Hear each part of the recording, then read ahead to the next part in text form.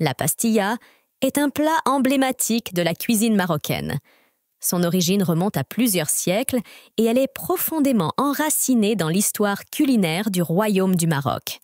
Il existe plusieurs sources historiques qui retracent l'origine marocaine de la pastilla, notamment dans le livre d'Ibn Radzin Atajibi, publié il y a à peu près 8 siècles.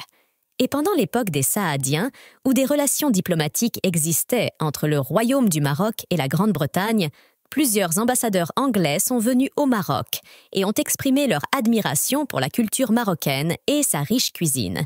Et parmi ces ambassadeurs, nous mentionnons Anthony Shirley et Joan Harrison. Ce dernier disait « Il existe un plat que les Marocains considèrent comme une entrée, bien qu'il puisse suffire à lui seul comme plat principal et comme dessert, en raison de sa richesse en couleurs, variétés et épices.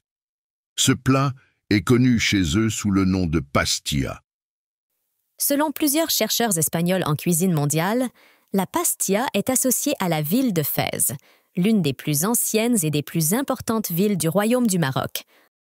En 1954, l'écrivaine américaine Evelyn Neizert a publié le premier livre de recettes marocaines en anglais, incluant la pastilla, présentée comme un plat emblématique du royaume, mais difficile à préparer.